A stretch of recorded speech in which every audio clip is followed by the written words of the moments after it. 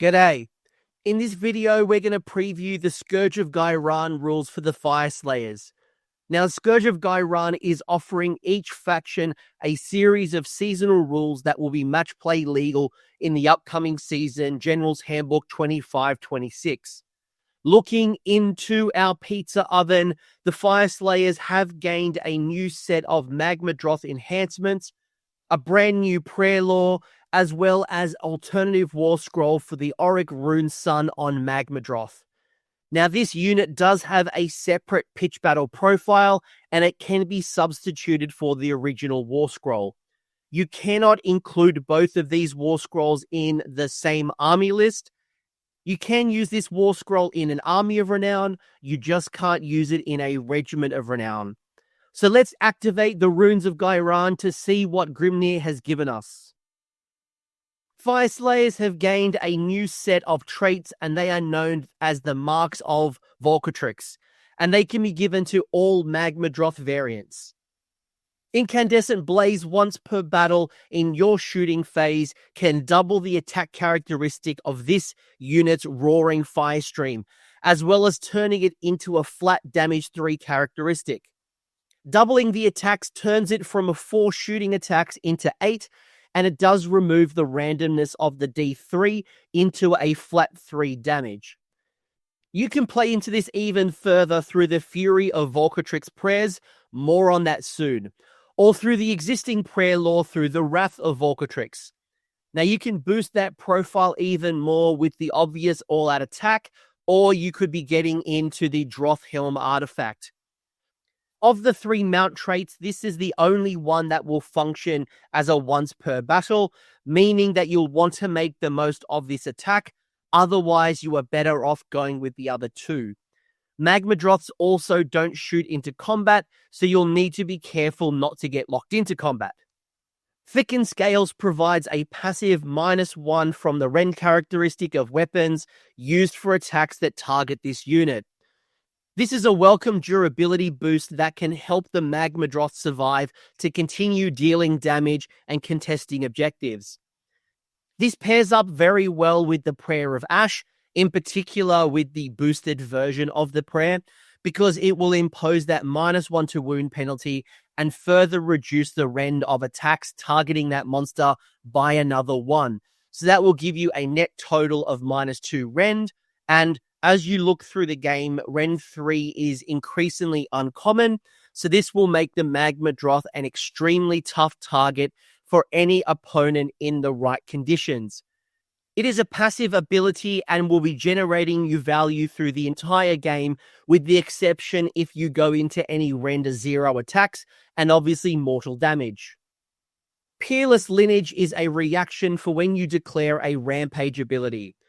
If you do so, you get to pick a second target for that Rampage ability. The Rune Father on Magmadroth is probably where this trait is best suited, given that it has the opportunity to provide a -1 save on up to 2 units on a 3-up, which is a universally strong ability. Don't at me, Nighthaunt. The Rune Sun and Rune Smiter Rampages are a little more situational than the Rune Father, but it could still use the trait if that's the only one that you pick. This will also hurt your opponents even further with the updates to all-out attack and all-out defense that's coming up. Fyreslayers have also gained a new prayer lord called the Vulcan's Gifts, which is an alternative prayer lord to the existing prayer law, your Zargrim's Blessings. Now, if you take the new prayer law, you will lose access to Prayer of Ash, Prayer of Grimnir's Fury, and the Wrath of Volcatrix. The new prayer law has a wider mixture of prayer values. It will range between 3 and 5, and it is much more suited to an aggressive playstyle in comparison to the existing prayer law, which is much more defense-orientated. This new prayer law, as we go through it, you'll notice will be more damage bonuses and movement abilities. Ichor of the Salamander chants on a value of 3 and plays into the Magmadroth's Volcanic Blood ability, which triggers when you roll an unmodified 1 on save throws against melee targets. Now, normally with the volcanic blood, you would deal 1 mortal damage for each roll of a 1. And through this prayer, you will gain an extra 3 damage at the end of the sequence. No, it is not 3 extra damage for every 1. You keep dreaming. But even if you roll a single 1, you'll still dish out a whopping 4 mortal damage back to the enemy unit. Now, this ability can trigger multiple times in a phase, either from multiple units attacking into the Magmadroth, or even a unit that might get to fight twice. If the chanting value is 6 or greater, it will deal D3 plus 3 mortal damage in addition for all the ones that you generate, which is actually, when you look at a chanting value of 3 or 6, it's actually quite a low chanting value, so very achievable. You could even, with a little bit of luck, get it off on 1 single chant. Fury of Volcatrix will chant on a value of 4, and it will add 1 to the hit rolls for the target's combat attacks, including the companion weapons. And if you chant it on a 8+, you will add 2 attacks to the companion's weapons too. Now, this prayer works on any Fyreslayers units, and it is a solid source to +1 to hit, whether it is to save yourself a command point from all-out attack, or you're using that CP as well as this prayer to get multiple +1 to hit bonuses across the army. The +1 to hit applies to both the companion and the non-companion profiles, which is unlike the Droth Helm.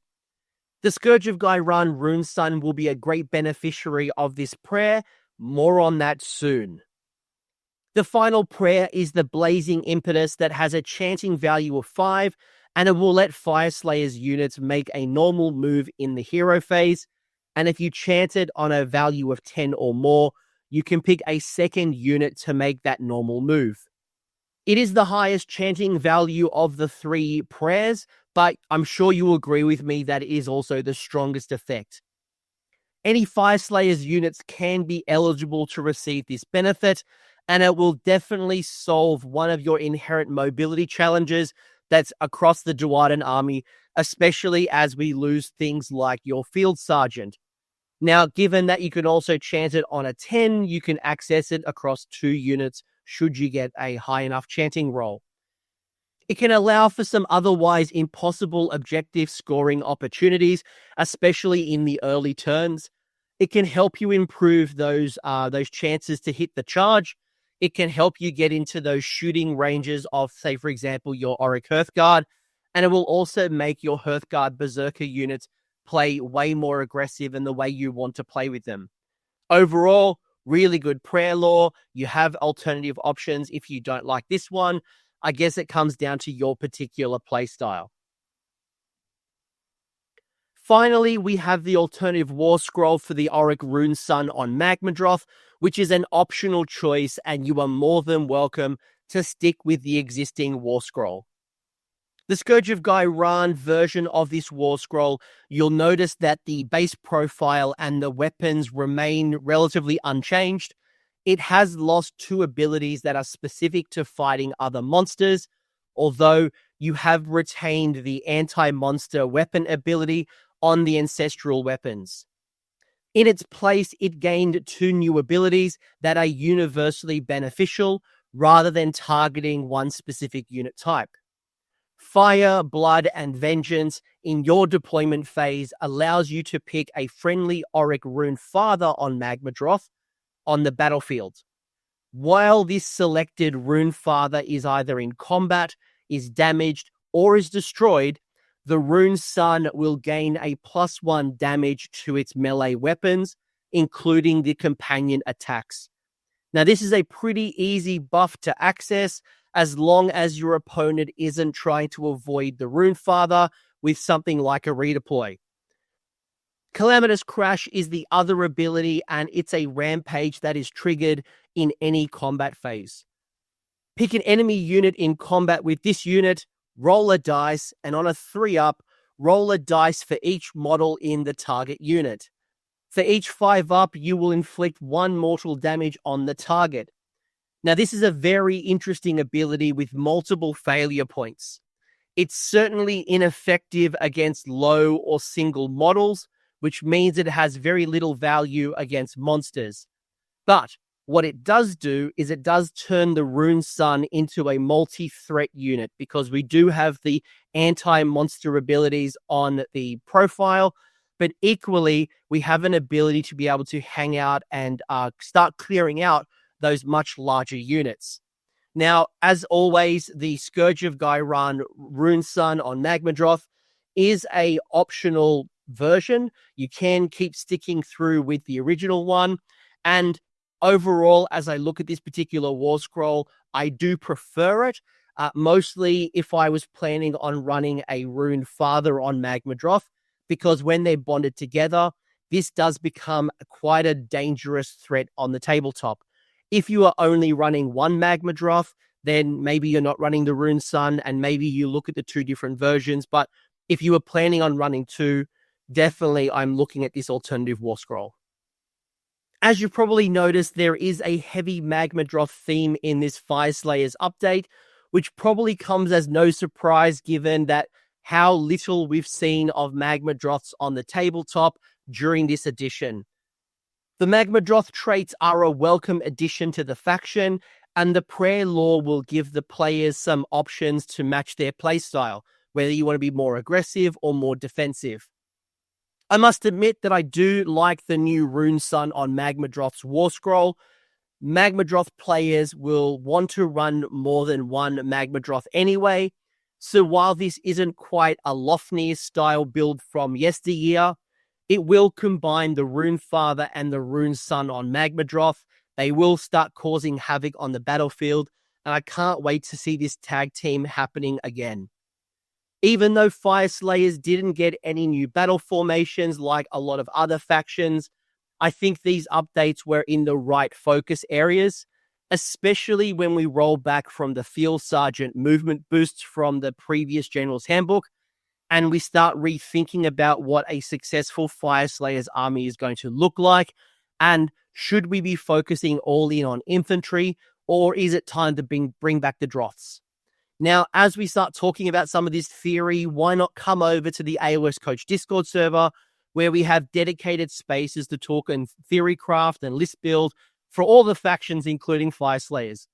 The link is down below in the episode description, and I hope you are happy with the blessings of Grimnir. Thanks for hanging around until the end. I hope you enjoyed that video and you walked away with a few new ideas. Now, if you did, I would love it if you pressed like on the video, as well as left me a comment with your thoughts.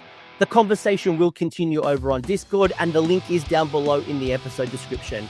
I also want to give a massive shout out to the AOS Coach patrons and YouTube members who are supporting the channel and the growth that you're seeing here. So cheers, you are all bloody legends. And until next time, don't roll a double one on a spellcast.